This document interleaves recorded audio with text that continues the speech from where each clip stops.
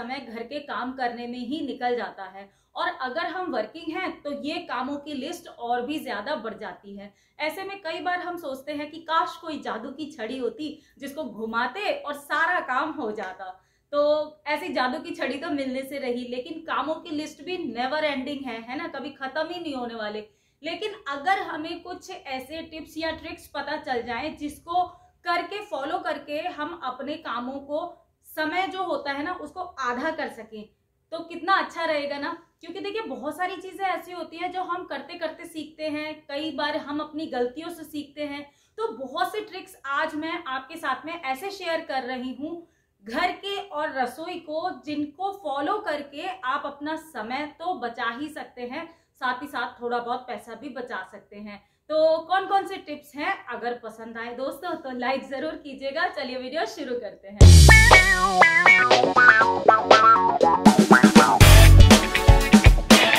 दोस्तों water purifier आज हर घर की ज़रूरत हो गई है, लेकिन अक्सर इस तरीके के इसके टैप होते हैं। अगर हमारे घर में वाटर प्यूरिफायर है तो ज़्यादातर घरों में जो वाटर प्यूरिफायर होते हैं उसमें टैप्स या तो इस तरीके के होते हैं या फिर वो दूसरे वाले होते हैं जो ये मैं आपके साथ में शो कर रही हूँ, जो कि बहुत ही ज़्यादा नाजुक होते हैं। तो इनसे बार बार यूज़ करने पर ये टूटने का खतरा रहता है। तो उससे बचाव के लिए अगर हम कुकिंग का और पीने के लिए पानी अगर हम भर करके रख लेंगे तो इसको बार बार हम यूज़ नहीं करेंगे, जिससे ये लॉन्ग लाइफ रहेगी इनकी। अगला टिप मैं आपके साथ में शेयर कर रही हूँ। अगर पानी का घड़ा हम अपने किचन में रखते हैं तो इसके ऊपर इस तरीके की सीलन हो जाती है, जिसकी वजह से ये देखिए पानी टपकता रहता है।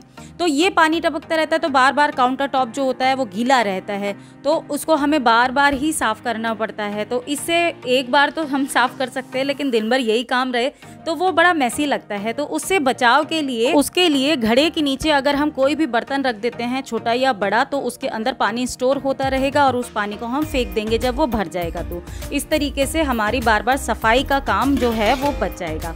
नेक्स्ट मैं बात करूंगी दाल चावल की, जो कि हमारे घर में डेली बेसिस पर बनते ही हैं। तो बहुत सारे लोग दाल चावल को भिगो करके ज़रूर रखते होंगे। ऐसा करने से दाल चावल जल्दी तो बनते ही हैं, लेकिन अगर आप उन्हीं दाल चावल को डायरेक्ट उन्हीं बर्तनों में भिगो करके रखें जिसमें उनको कुक करना है, तो आपको बार बार बर्तन धोने की और बर्तनों को ट्रांसफ़र करने की झंझट से मुक्ति मिल जाएगी। यानी कि अगर आप जिन बर्तनों में आपको खाना कुक करना है उन्हीं में दाल चावल को भिगोइए और उसके बाद में डायरेक्ट उसी में चढ़ा दीजिए कुक करने के लिए, तो आपका टाइम सेव होगा, बर्तनों को धोने से भी बच जाएगा। नेक्स्ट बात करूंगी कि जब भी हम कभी बाहर जाते हैं तो बाहर जाने के लिए हम अपना देखिए पर्स तो लेकर के जाते हैं, लेकिन साथ में पर्स के अंदर इस तरीके का कोई भी छोटा बड़ा वॉलेट ज़रूर रखते हैं जिसके अंदर हमारे पैसे होते हैं। तो अब क्या होता है, जैसे कि हमें किसी को देने हैं, कहीं बाहर निकलना है, तो क्या करते हैं, पहले हम पर्स खोलते हैं, उसके बाद में हम अपना वॉलेट निकालते हैं और उसके बाद में हम पैसे ढूंढते रहते हैं, चेंज ढूंढते हैं या फिर उसमें पैसे ढूंढते रहते हैं। तो उसके लिए सबसे बढ़िया तरीका है, एक तो पर्स जब भी परचेज करें वो इस तरीके के परचेज करें कि उसके बैक साइड में यहाँ पर जिप ज़रूर होनी चाहिए। अब इस जिप के अंदर क्या करना है, हमें जितना भी थोड़ा बहुत कॉइन या थोड़ा बहुत चेंज ज़रूर रखना है। पूरे पैसे इसमें नहीं रखने, पूरे पैसे आप अपने अंदर के वॉलेट में रख सकते हैं, लेकिन थोड़ा बहुत चेंज आपको इसमें ज़रूर रखना चाहिए। इससे क्या होता है, अगर आप कैब वगैरह से जा रहे हैं या फिर आपको किसी को देने हैं तो छोटे मोटे पैसे इसके अंदर होंगे, तो आपको बार बार पर्स के अंदर ढूंढना नहीं पड़ेगा। अगर आपकी भी मेरी तरह बाहर कोई ऐसी स्पेस नहीं है जहां पर आप शू रैक बना सकें और आपको भी मजबूरन घर के अंदर ही रखना पड़ता है, तो आपको एक तरीका बता रही हूं जिससे कि आपके घर के अंदर यानी कि रूम के अंदर ओडर ना आए या बैड स्मेल ना आए शूज़ की। तो सबसे पहले तो आपको कभी भी बाहर से आते हैं तो तुरंत शूज़ को अंदर नहीं लेकर के जाना है, इसको थोड़ी देर के लिए बाहर रखें जिससे कि इसके अंदर की जो बदबू है वो भी निकल जाए, साथ ही साथ इसके अंदर जो मिट्टी वगैरह है वो भी सूख जाएगी। तो उसके बाद में हम इसको झाड़ करके अंदर रख सकते हैं। इसके अलावा जो भी शूज़ वगैरह हैं या आपके सैंडल वगैरह हैं उसके अंदर इस तरीके से एक एक पोटली ज़रूर रखें, इससे आपके शूज़ या सैंडल के अंदर जो भी स्मेल है या बैड ऑर्डर है वो निकल जाएगी। अब इस पोटली में है क्या, इस पोटली में आपको कुछ नहीं करना है, जो बेकिंग सोडा होता है यानी कि खाने वाला सोडा होता है उसको रखना है आधा आधा चम्मच और उसके अंदर एक कोई भी असेंशियल ऑयल डाल देना है और उसके बाद में इस पोटली को आपको बना करके रख देना है। तो ये एक बार पोटली बना देते हैं तो 3 से 4 महीने चल जाती है, क्योंकि जो हमने असेंशियल ऑयल डाला है उसकी खुशबू आ जाती है। साथ ही साथ जो खाने वाला सोडा होता है या बेकिंग सोडा होता है वो बैड स्मेल को खींच लेता है। अब 3-4 महीने के बाद में आप इस पोटली को बदल सकते हैं। तो आपके घर के अंदर अगर आपने शूज़ वगैरह रखे हैं तो कभी भी बैड स्मेल नहीं आएगी। नेक्स्ट मैं बात करूंगी फुट मैट्स की। तो फुट मैट्स तो देखिए हम सभी परचेज करते हैं इंडोर आउटडोर के लिए। तो इंडोर के लिए जब भी हम फुट मैट परचेज करते हैं उसके लिए थोड़ा सा चीज़ का ध्यान रखेंगे तो आपके जो फुट मैट हैं वो लॉन्ग लास्टिंग भी रहेंगे, साथ ही साथ वो एंटी स्किड बन जाएंगे। अब कौन से वाले एंटी स्किड हैं या कौन से वाले हमें परचेज करने चाहिए उसके लिए मैं आपको दिखा देती हूँ। ये देखिए, सबसे पहले तो आते हैं इस तरीके के रबड़ वाले जो फुट मैट होते हैं वो। ये वाले फुट मैट देखने में तो अच्छे लगते हैं, ये मिट्टी वगैरह को भी सोख कर लेते हैं, लेकिन अगर हम बाथरूम से निकल रहे हैं तो ये पानी को सोख नहीं कर पाते हैं और बहुत ही जल्दी ख़राब हो जाते हैं। ये देखिए, ये मैंने अभी लगभग 5-6 महीने पहले लिए थे और बहुत ही जल्दी ख़राब होना शुरू हो गए हैं। तो कॉस्टली भी होते हैं, ऐसा नहीं है कि सस्ते हैं।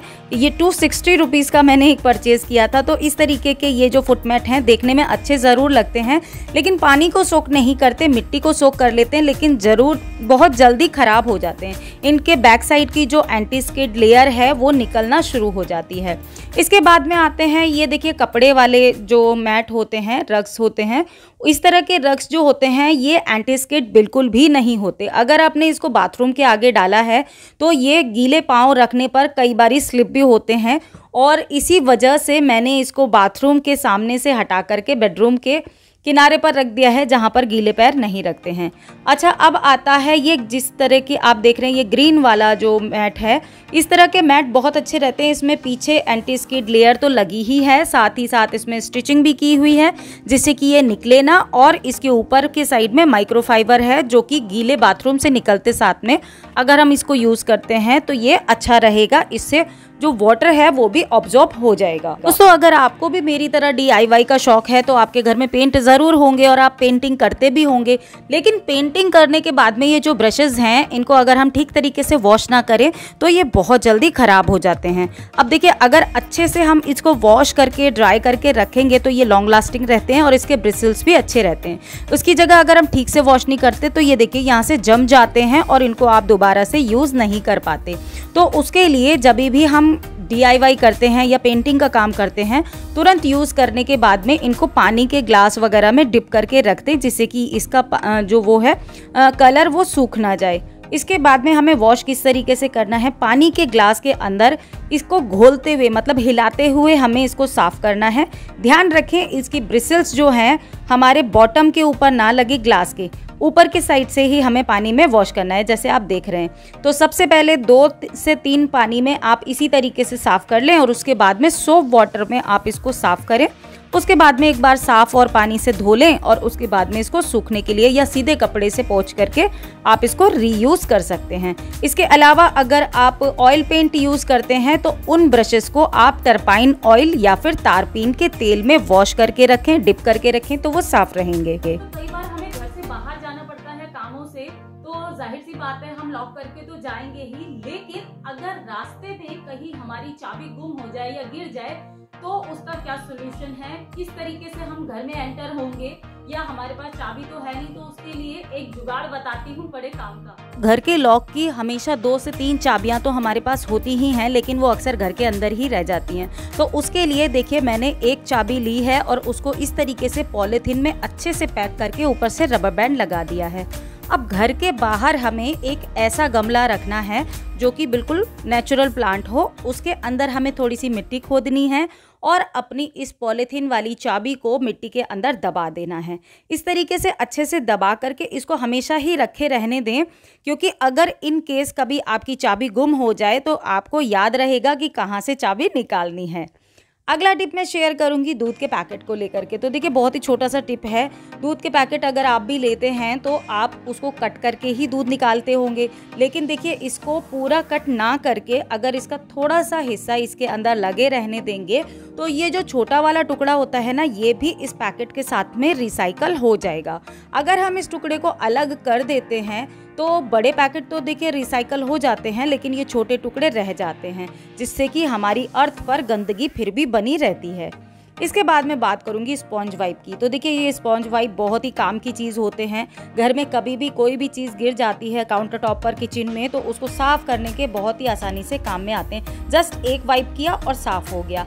लेकिन हम गलती क्या करते हैं, कई बारी बहुत जल्दबाजी में अगर हम होते हैं तो हमने इस तरीके से वाइप किया और इसको ऐसे ही रख देते हैं।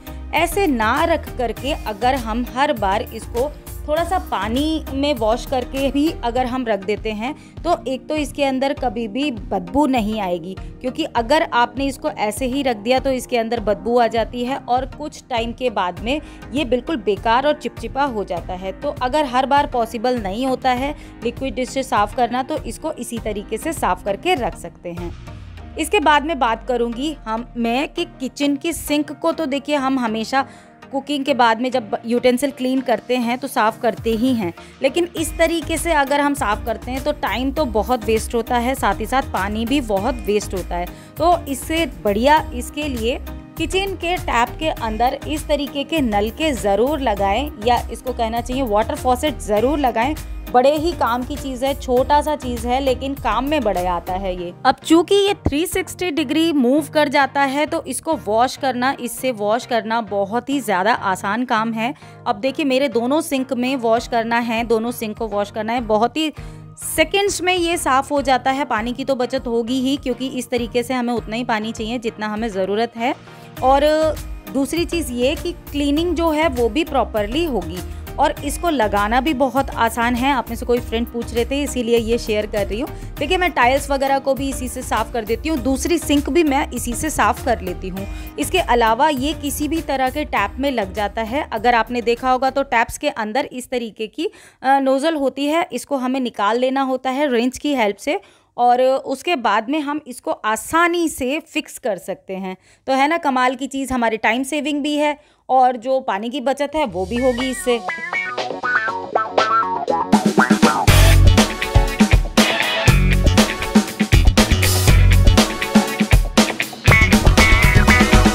दोस्तों ये था आज का वीडियो। अगर पसंद आया है तो लाइक ज़रूर कीजिएगा। मैं आपसे जल्दी मिलूंगी एक नए और इंटरेस्टिंग वीडियो में। तब तक के लिए बी हैप्पी, बी एक्टिव, अपना ख्याल रखिए और मस्त रहिए। Bye bye.